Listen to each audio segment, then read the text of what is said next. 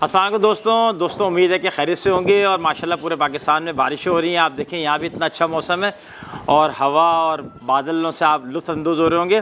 تو چلیں یہاں پہ اسی جیسا ایک موضوع ہے تو نہیں, لیکن آخر میں دونوں کے موضوع ایک ہی جیسا ہے.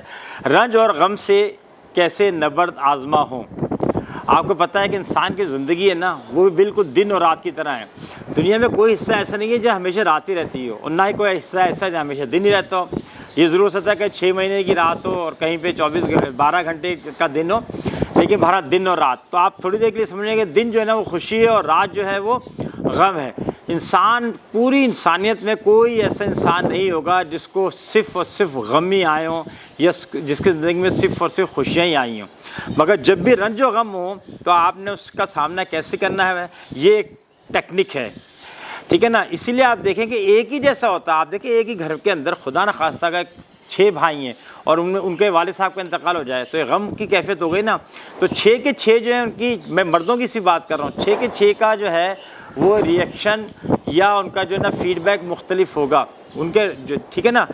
تو اب کیا وجوہات ہیں, یہ وجوہات ہم 6 ہی بتا رہے ہیں آپ کو. وہی وجوہات بھی ہماری 6 ہی ہیں کہ ہم کیا کیا جائے جب آپ کو کوئی افتاد, کوئی مشکل, کوئی آزمائش, کوئی چیلنج کا سامنا کرنا پڑے.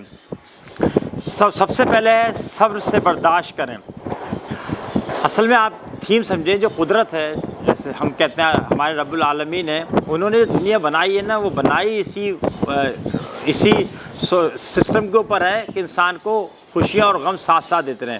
ایک بڑی آیت ہے 28 سپارے کی, ما اصاب من مصیبت الا باذن اللہ.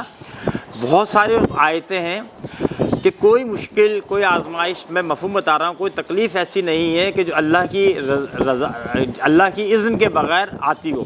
یعنی اس کا مطلب ہے کہ ہمارے یہ جو دنیا چل رہی ہے اس کے نظام کا حصہ ہے اور اس میں بھی خیر ہے. ویسے میں بتا رہا ہوں, اس کے اوپر ہم آتے ہیں. خیر اس لیے ہے کہ دنیا میں اتنی کشش ہے کہ جب ہم دنیا کی کشش میں کھو جاتے ہیں تو ہم اپنے اصل رب کو بھول جاتے ہیں. ہمیں ہر چیز اپنے ہاتھ سے ہوتی ہے, نظر آ رہی ہوتی ہے, اور تو پھر ہم سمجھ رہے ہوتے ہیں کہ یہ چیزیں تو ہمارے کرنے سے ہوتی ہیں. تو پھر اللہ تعالیٰ جو ہے وہ تھوڑی سی قدرت جو ہے تھوڑی دیر کے لیے کونی مارتی ہے, تو کسی سے کچھ لیتی ہے تو ہمیں یاد آتا ہے اوہ. تو جبھی تو دیکھیں نا, ہمیں تعلیم دی گئی نا, جب بھی کوئی نقصان ہو, کوئی مسئلہ ہو, کوئی چیزیں ہو تو انا للہ و انا الیہ راجعون پڑھیں.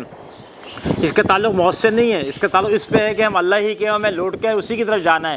تو ہمیں جانا ہے تو سبھی کو جانا ہے. تو بڑی اچھی سی ایک چیز بتاتا ہوں کہ آپ صلی اللہ علیہ وسلم کا تو چراغ بھی بجھ جاتا تھا نا, تو آپ انا للہ و انا الیہ راجعون پڑھا کرتے تھے. اس کا مطلب ہے کہ چراغ بجھنا بھی ایک جو ہے وہ کیا ہے, ایک تکلیف کی بات ہے. جیسا لوڈ شیڈنگ ہوتی ہے تو ہمیں تکلیف آتی ہے نا, ہم برا بھلا کہتے ہیں ان اداروں کو جن کا کام بجلی پہنچانا ہے. تو اس زمانے کے چراغ بھی تو یہی کام کیا کرتا تھا. تو سب سے پہلے ہے صبر سے برداشت کرنا. جب آپ کے اوپر کوئی غم آتا ہے, کوئی تکلیف آتی ہو, تو آپ کے پاس 12 سے 13 سیکنڈز بہت اہم ہوتے ہیں. اس 12-13 سیکنڈز میں یا تو آپ ٹھکا کر کے صبر والے سافٹ ویئر میں سسٹم میں آپشن میں چلے جاتے ہیں, یا آپ کرائے والے میں چلے جاتے ہیں. تو اگر آپ تھوڑی سی دیر کے لیے کسی میں بھی نہ جائیں تو آپ خود بخود جو ہے نا صبر والے میں چلے جائیں گے. جب بھی کوئی تکلیف ہو, کسی کی موت ہو, کسی کا کوئی حادثہ ہو, کوئی چیز کھو جائے, کسی کی نوکری چلا جائے, کسی نے قرضہ لے کے واپس نہیں کیا, کسی نے اور چیزیں, تو آپ کیا کریں, سب سے پہلے صبر کریں. کیونکہ اگر آپ صبر نہیں کریں گے تو آپ ایک سے زیادہ نقصانات اٹھائیں گے. اگر صبر نہیں کریں گے تو کیا کریں گے, ایک سے زیادہ سے نقصان اٹھائیں گے. اکثر آپ پڑھ رہے ہوتے ہیں کہ وہ جوان آدمی کا حادثہ ہو گیا اور جناب ماں کو جو ہے نا وہ بھی صدمے میں آ کے مر گئی بیچاری. تو پتہ لگا اب 2 نقصان ہوئے. اس کا مطلب باقی جو ریسٹ آف دی فیملیز ہیں ان کو 2 نقصان ہوا. ایک تو ان کا بھائی گیا, دوسری کی ایک اور ماں بھی چلی گئی. دوسرا ہے اپنے ہوش و حواس قائم رکھیں. یاد رکھیں کہ جب آپ کے پاس کوئی مشکل, کوئی تکلیف ہوتی ہے تو اکثر کیا ہوتا ہے کہ ہمارا جو دماغ ہے نا وہ صحیح طریقے پہ کام نہیں کرتا. ایسے موقع پہ ہمیں تھوڑی دیر تحمل کریں گے, صبر کریں گے, اپنے ہوش و حواس قائم و دائم رکھیں گے, اور پھر آپ دیکھیں کیا کرنا ہے. مثال کے طور پہ خدا نہ خاصہ کسی کی موٹر سائیکل ایکسیڈنٹ ہو گئی, اس کو چوٹ لگ گئی. اب اگر اس کا ہوش و حواس قائم نہیں رکھے گا تو گھر والوں سے کیسے اطلاع دے گا کہ بھائی مجھے آ کے اس روڈ پہ سے اٹھا لیں آپ, یا میں اسپتال میں جو لوگ لے کے جانا ہے وہاں پہنچ جائیں. تو پھر کیا ہوگا, پھر تو پرابلم ہو جائے گی. پھر تو موبائل اس کو تلاش کیا جائے, اس میں سے ایڈریس معلوم کیا, اس میں سے فون نمبر لیا جائے. تو ہمیشہ یاد رکھیں, کوشش کریں, میں یہ نہیں کہہ رہا آپ کے ہاتھ میں ہے, وہ کوشش کریں کہ ہوش و حواس اپنے قائم رکھیں. تیسرا ہے اپنے مہربان رب پہ بھروسہ رکھیں. اللہ تعالیٰ کو ہمارے رشتہ داروں کے مرنے سے، ہمارے حادثوں سے، ہماری رقم کے کھو جانے سے، ہماری صحت کے خراب ہونے سے، ہماری چیزوں کے گر جانے سے، لوگوں کے ٹکریں مارنے سے کوئی فائدہ نہیں ہوتا۔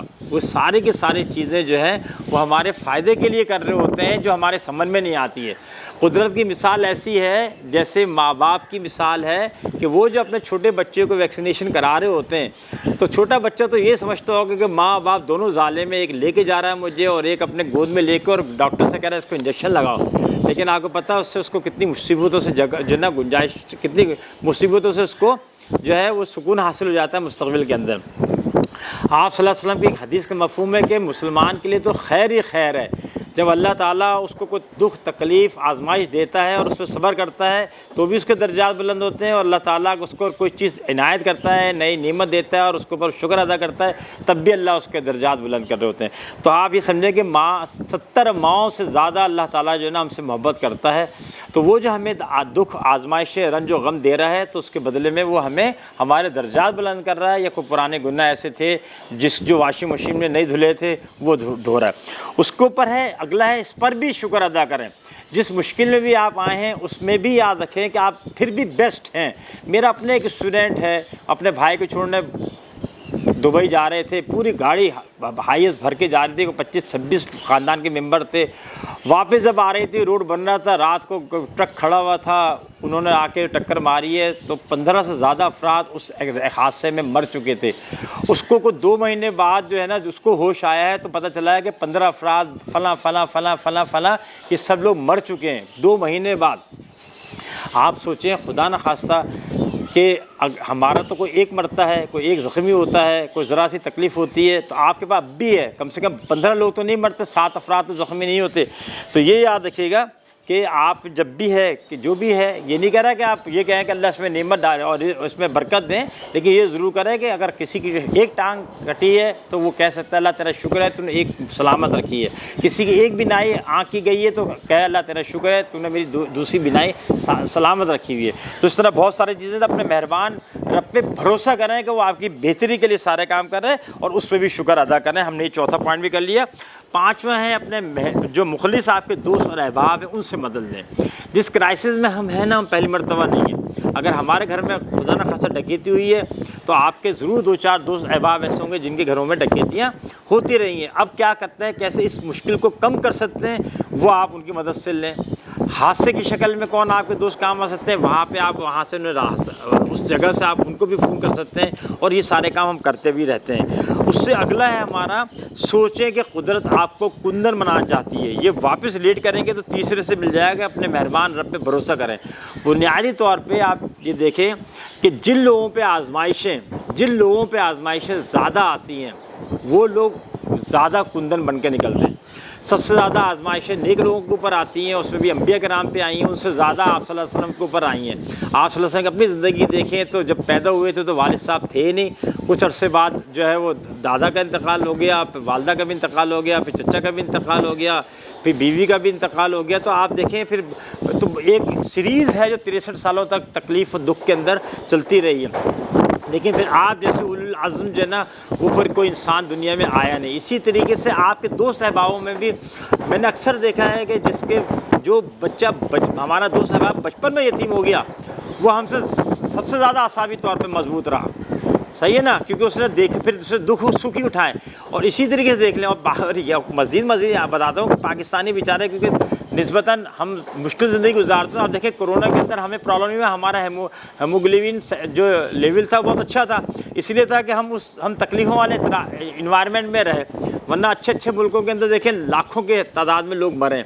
تو وجہ یہی ہے کہ قدرت جو ہے نا وہ آپ کو دکھ دے کے اور تکلیفیں دے کے اور نعمتیں لے کے آپ کو بنیادی طور پر کندن بناتی ہے۔ کندن بنتا ہی جب ہے وہ جب آگ میں جا رہا ہوتا ہے، تو یہ جو پریشانیاں یہ ہماری کندن ہے۔ امید ہے کہ آپ کو یہ موضوع پسند آیا ہوگا۔ یہ بڑا موضوع ہے، یہ وہ موضوع ہے جو ہمارے ساتھ 24 گھنٹے ساتھ رہتا ہے، ہر وقت کوئی نہ کوئی خبر آتی ہے۔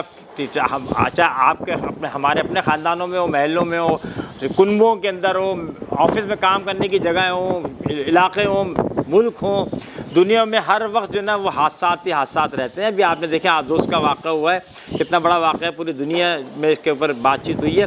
تو یاد رکھیں یہ سارے کے سارے ایک نظام ہے، اس کو ہم ان 6 چیزوں کے اوپر عمل کر کے کم کر سکتے ہیں، مینیج کر سکتے ہیں۔ تو ہم بھی جس طرح اور چیزیں مینیج ہو سکتی ہیں، اس طرح غم اور رنج جو ہے وہ بھی مینیج ہو سکتا ہے۔ اپنا اس طرح کا بہت سارا خیال رکھیں، خوش رہیں، سلامت رکھیں۔ السلام علیکم۔